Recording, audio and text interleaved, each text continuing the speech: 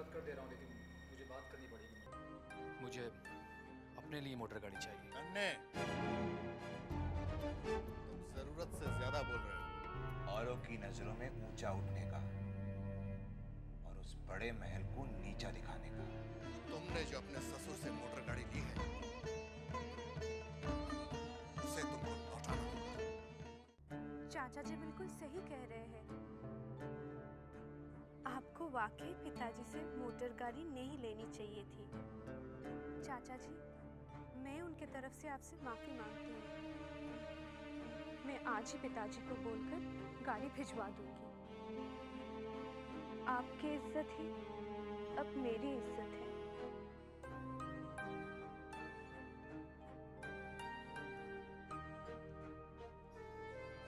हमें तुम पे गर्व है बहू। अरे कौन कहता है कि तुम नासमझ हो? तुम तो बड़ी समझदार हो। नन्हे बड़ा खुशनसीब है जिसे तुम जैसी योग्य और गुणवती पत्नी मिली। शाबाश बहू, शाबाश।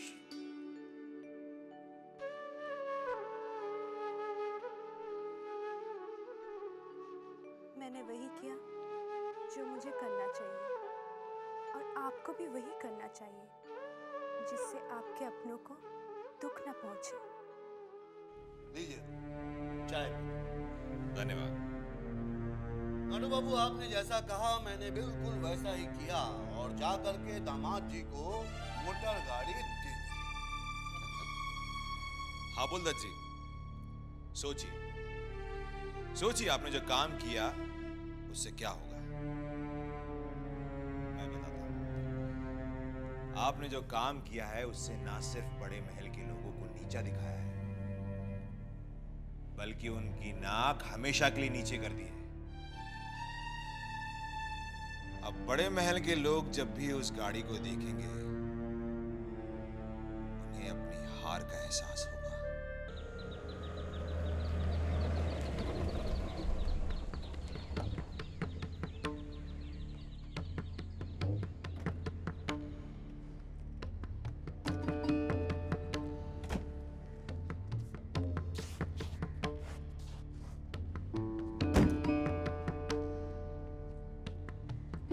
दामाद जी नमस्ते। अंदर खबर करो तो हम आए। घबराइए मत हाबुलदत जी, धीरे धीरे वो भी हो जाएगा। साहब दामाद जी आए हैं। दामाद जी? अरे बेवकूफ, उन्हें अंदर लेकर आना चाहिए था ना। घर के दामाद हैं वो। जा भाग कर जा, लेकर आ उन्हें, जा। ये नन्हे यहाँ क्यों आया? अरे भाई, मोटर गाड़ी लेकर के सैर सपाटे को निकला होगा और ये भी सोचा होगा कि लगे हाथों ससुर जी को एक बार और धन्यवाद दे दूं। नमस्ते। अरे आओ बेटा, आओ आओ। सीधे चले आना चाहिए था, दामाद हो घर के। हैं? अच्छा एक बात बताओ, गाड़ी पसंद आई कि नहीं? जी, गाड़ी तो बहुत अच्छी है, मगर मगर क्या बेटा? मैं गाड़ी वापस करने आया हूँ।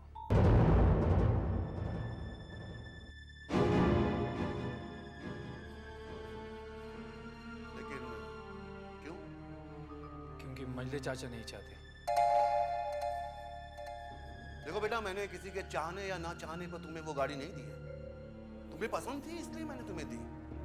मैं जानता हूँ, लेकिन देखो, अगर तुमने इनकार कर दिया तो मुझे बहुत ही दुख होगा। और अगर मैंने गाड़ी रख ली तो फिर मंजले चाचा को बहुत दुख होगा। क्षमा चाहता हूँ, मैं गाड़ी वापस छोड़कर जा रहा हूँ। नमस्ते।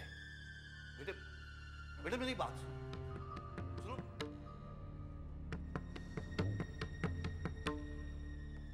भले ही मेरा ये वार खाली चला गया हो, मगर अगला वार खाली नहीं जाने दूंगा। ये तू क्या कह रही है? मैं सच कह रही हूँ बड़ी माँ। नन्हे बाबू मोटर गाड़ी वापस कराए हैं। जरूर मजले ने कुछ बुरा भला कहा होगा। अरे मेरे नन्हे को मोटर गाड़ी दिला देता तो ये नौबत ही नहीं आती। नहीं नहीं बड़ी माँ, नन्हे बाबू ने मजले बाबू के कहने पर मोटर गाड़ी वापस नहीं की। तो फिर किसके कहने पर की है? अपने बहू के कहने पर। क्या?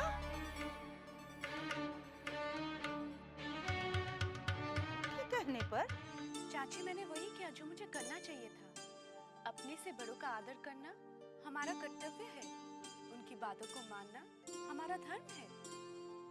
छोटी, देख हमारी चारू क्या समझदारी की बातें कर रही हैं। हाँ दीदी, लगता ही नहीं कि हमारी पुरानी चारू है। सच बता, इतनी समझदारी की बातें कहाँ से सीखी रे? अपनी माँ से और आपसे। मुझसे? हाँ छोटी चाची, हर एक के लिए आपके दिल में जो प्यार है वो मैंने पहले कभी नहीं देखा। आप ही से तो मैंने सीखा है सब कुछ। हमारी छोटी है ही ऐसी।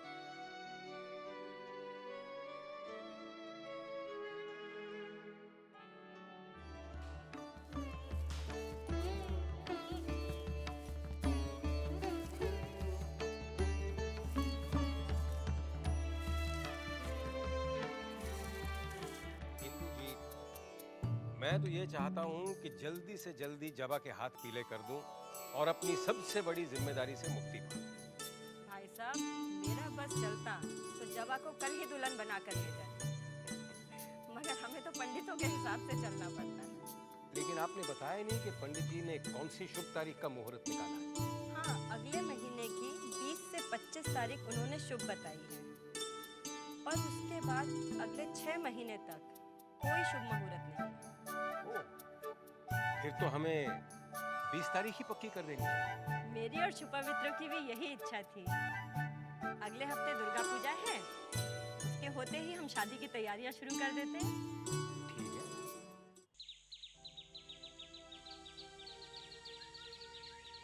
भाई साहब, ये पता बता देंगे? ये सीधा जाकर दाएं मुड़ जाइए, वहीं पर उनका घर है।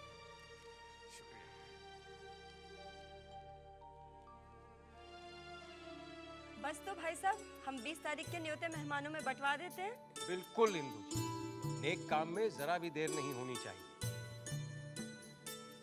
बाबूजी, भूतनाथ बाबू आए। भूतनाथ बाबू? तो उन्हें अंदर बुलाओ। जी अच्छा। अच्छा भाई साहब, अब हम चलते हैं। इतनी जल्दी? शादी की तैयारियां भी तो शुरू करनी है। जी जी। माँ जी, आप जा रही हैं? मैं तो आपके लिए नाश्ता बना रही थी। घबरा नहीं बेटी, बहुत जल्दी तेरे ही हाथ का बना नाश्ता खाऊं। अच्छा, चलती हूँ भाई।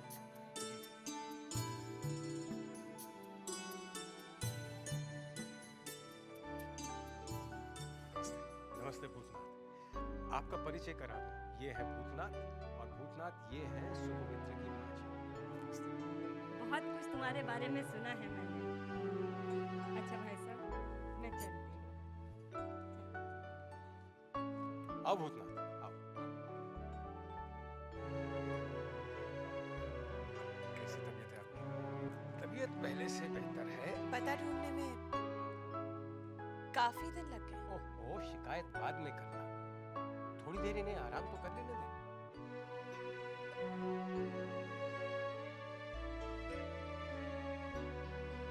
भूतनाथ बाबू बड़े अच्छे मौके पर आए। सुमित्र की माँ इन दोनों की शादी की तारीख पक्की करने आई थी, अगले महीने की 20 तारीख। सच कहता हूँ भूतनाथ बाबू, ऐसा लग रहा है जैसे मेरे सर से बहुत बड़ा बोझ धीरे धीरे कम होता जा रहा है। मगर शादी में वक्त बहुत कम है और काम बहुत ज्यादा है। जी, घबराइए मत, सब ठीक हो जाएगा। भाई साहब, आपको दीदी बुला रही है। जी, मैं मिलकर आता हूँ। हाँ हाँ हाँ, जाओ, जरूर मिलकर आओ। बातें कम करेगी, शिकायत ज्यादा।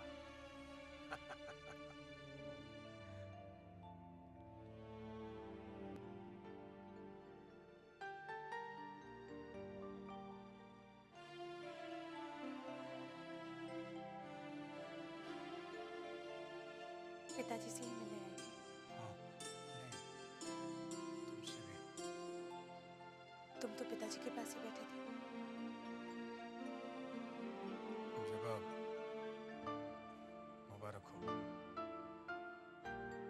किस बात के लिए? सुवेने बाबू बता रहे थे कि अगले महीने की 20 तारीख को तुम्हारी शादी निश्चित हो गई है।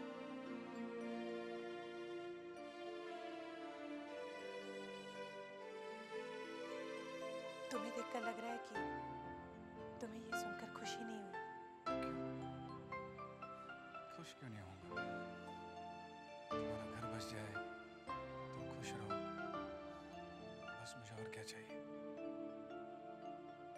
जो चाहिए उसका जिक्र तो तुम कभी करोगे नहीं। सच कहूं,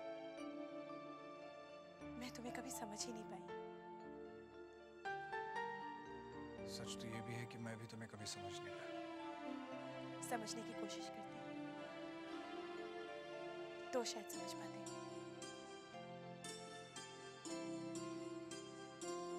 ब्याह की तारीख तो तुम्हें पता ही है। पिताजी की तबीयत आजकल ठीक नहीं रहती। ब्याह के सारे कामों का भार तुम्हें ही उठाना पड़ेगा। उठाओगे ना? हाँ, उठाऊंगा। मुझे उठाकर टोली में बिठाना होगा।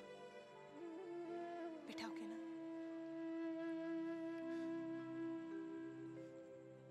कहार बनकर कुछ देर ले जाना होगा। ले जाओगे ना? ले जाऊंगा।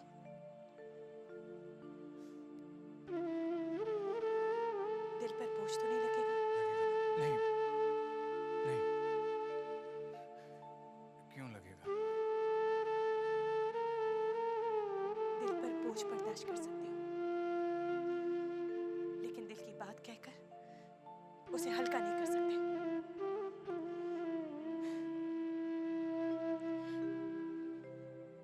मैं चली जाऊंगी तो मुझे याद करोगे? यही तो मेरी कमजोरी है कि मैं भूल नहीं पाता। चलता हूँ। मेरे लायक कोई भी काम हो तो जरूर बताना। अब बताना क्या है? अब तो तुम्हें रोज आना है।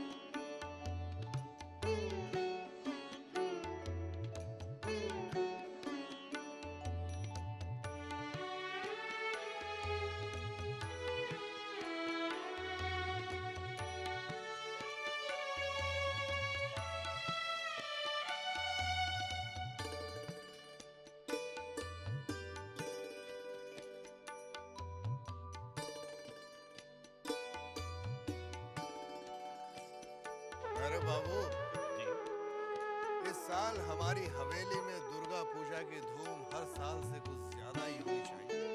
पूरे कलकत्ते शहर में दुर्गा पूजा की धूम ऐसी नहीं होती जो इस हवेली में होती है। मगर इस साल और भी ज्यादा होनी चाहिए, ताकि उस फटीचर हाबुल दत्त के बच्चे को पता तो चले कि जमींदारों के यहाँ, और वो भी चौधरी खानदान में, दुर्गा पूजा की धूम कैसी होती है।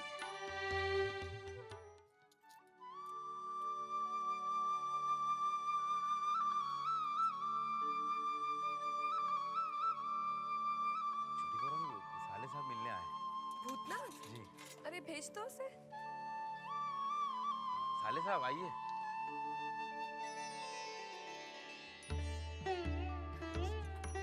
खड़ा क्यों है? बैठ ना। आपके पास एक काम से आया था। क्या काम? मेरे पास कोई बक्सा तो है नहीं, इसे आप अपने पास रख लीजिए ना। क्या पैसे हैं? जी हाँ, सुवेने बाबू ने मुझे 500 रुपए दिए। ये ले कुंजी, जाके तिजोरी में रख दे। जब भी जरूरत पड़े आके ले जाना। नहीं छोटे बाबू, आप रख दीजिए ना। अरे जाना, क्यों परेशान करता है? मैं बैठी हूँ ना, चल जा।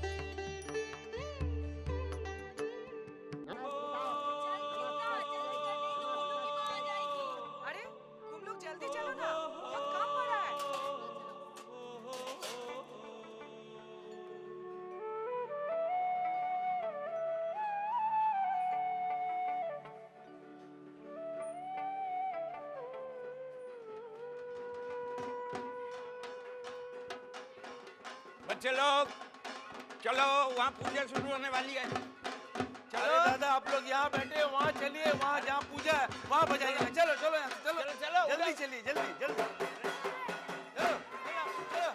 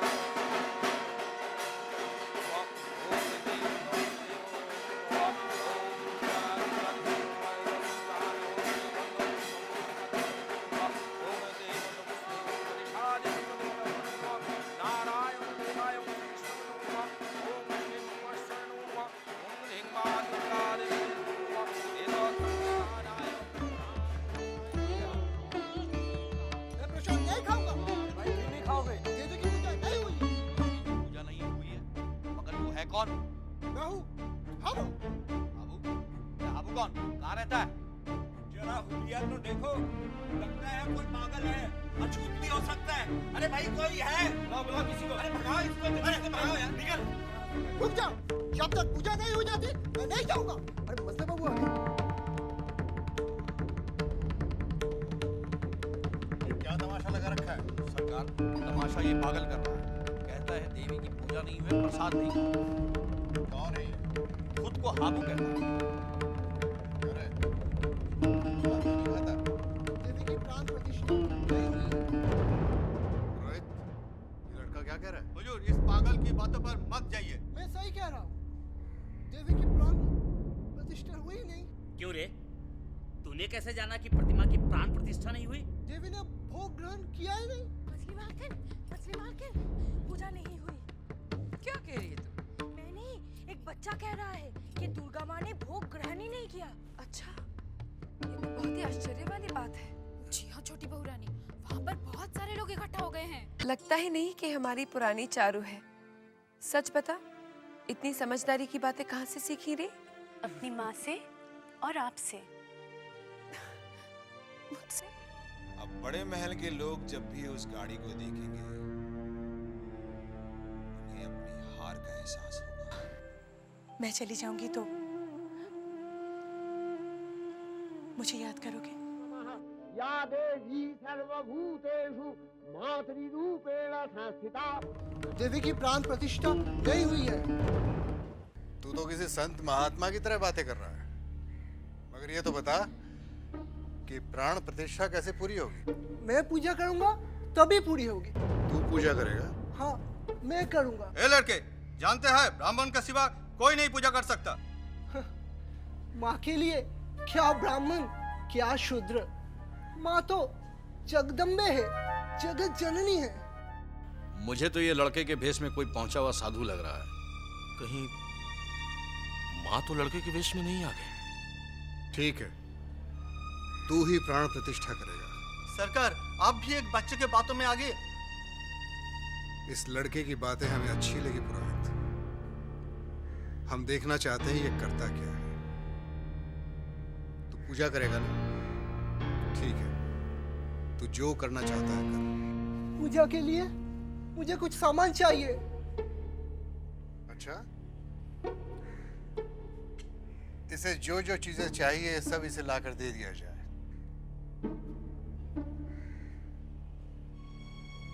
जानता है ये लड़का कौन है? कौन है? कोई नहीं जानता है ये कौन है, मगर मैं जानता हूँ, मगर बताऊंगा नहीं। लेकिन तुझे एक बात जरूर बताऊंगा। क्या? इस हवेली में ये आखिरी दुर्गा पूजा है। इसके बाद पूजा तो होगी, मगर धूमधाम खत्म हो जाएगी। जानता है क्यों? क्यों? क्योंकि धीरे धीरे जमींदारी जो खत्म होने वाली है।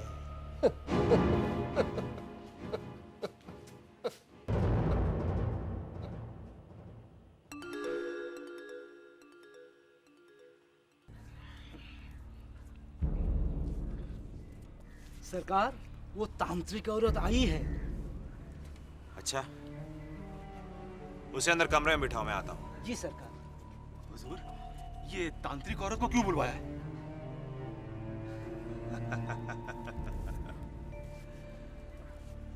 मधुसूदन, तुम तो जानते हो, दुर्गा पूजा बड़े महल में बड़ी धूमधाम से की जाती है, और हम चाहते हैं कि महाअष्टमी के दिन जब मझले बाबू पूजा खुद करते हैं, ये तांत्रिक औरत वहां जाए और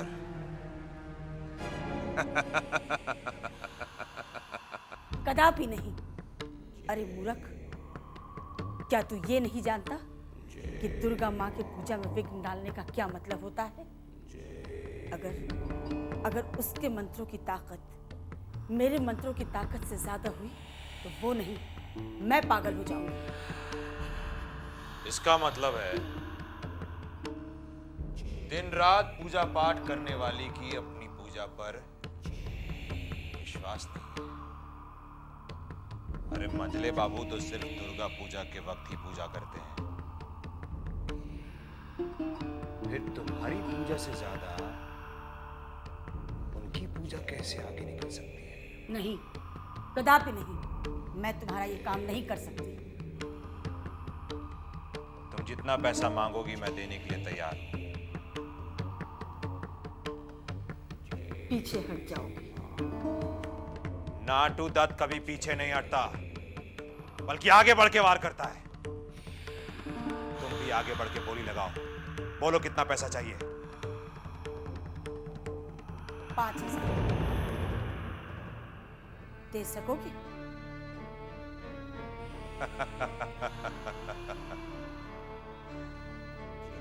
बात जबान की है, और नाटू दत्त ने तुम्हें अपनी जबान दी थी। अगर तुम 10,000 भी मांगती तो मैं जरूर देता। ये 5,000।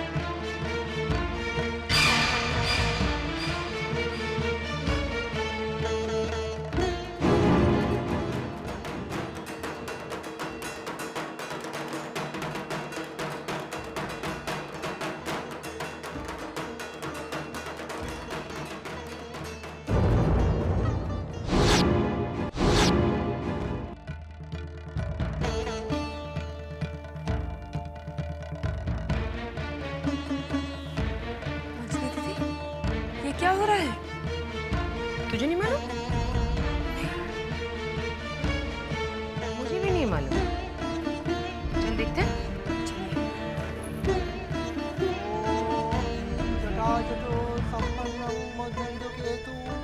शेखरम लोचनत्राय संयुक्तं पुण्येन्दु दिशाननम पूर्णेन्दु संस्थानं पूर्वायो संस्थायं ओम त्रिभुवनं सुदृशानायं मोषि महिषासुर मर्दिनानं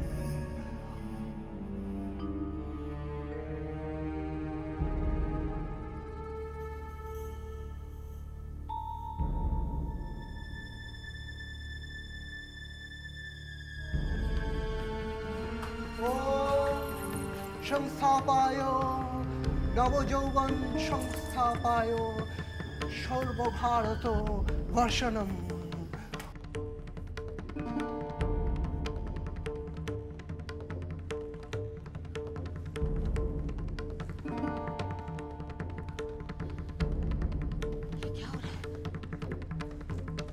ये कोई मामूली लड़का नहीं है दीदी।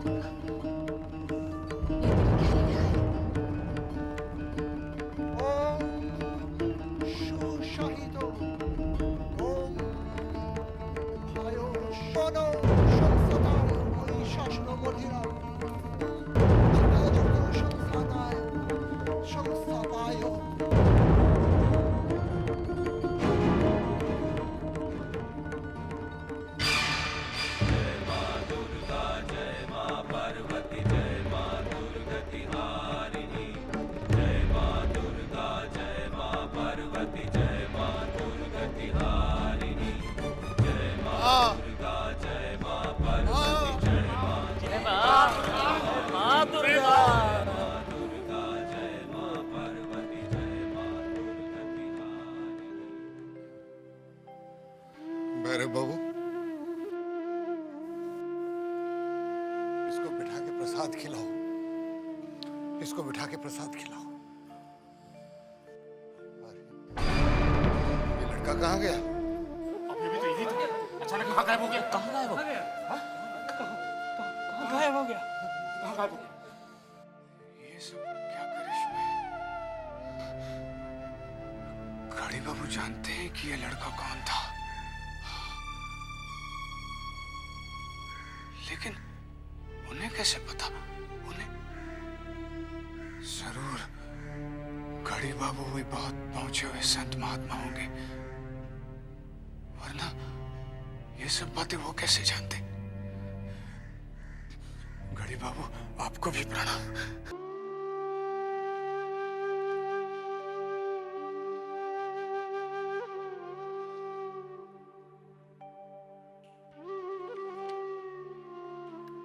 पिताजी, क्या बात है? तबीयत तो ठीक है ना? हाँ बेटा, तबीयत बिल्कुल ठीक है। यूं ही कुछ सोच रहा था। मैं जानती हूँ आप क्या सोच रहे हैं। अच्छा क्या सोच रहा हूं मैं?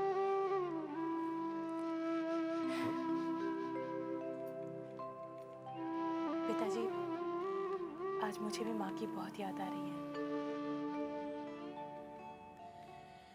ठीक कहा तूने बेटा। मैं सोच रहा था कि समय कितनी जल्दी बीता जा रहा है। वैसे मैं तेरी माँ से बहुत नाराज हूं। क्यों हमें इतनी जल्दी छोड़कर चली गई वो? जीना मरना अपने बस में कहाँ पिताजी। तो ठीक कह रही है बेटा। अगर जीना मरना अपने बस में होता ना तो मैं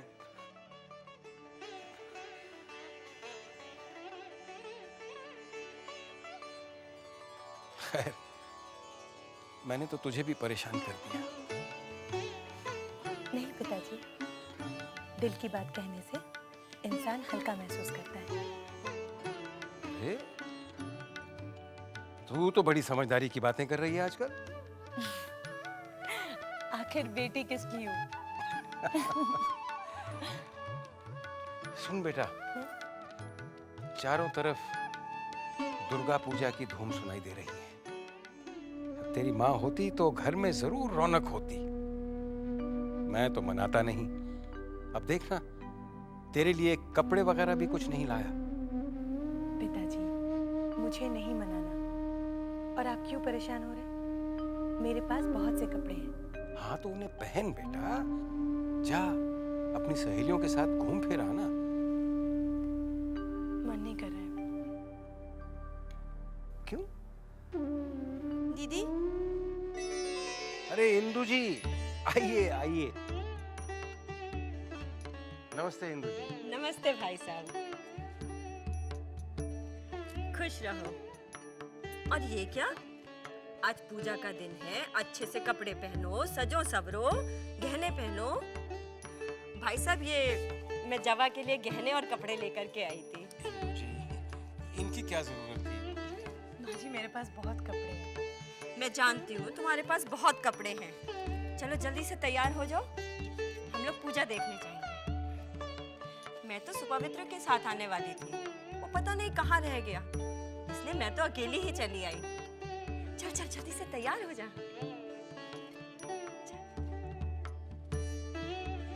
भाई साहब, आप भी चलिए ना। मैं? जी नहीं इंदु जी, आप मुझे माफ कीजिएगा।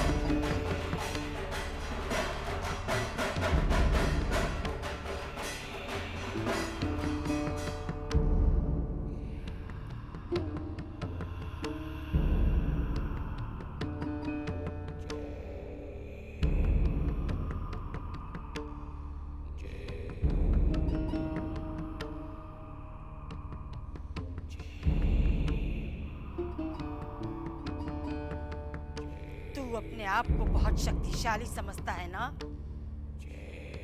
आज मैं तेरी पूजा भंग करके रहूंगी।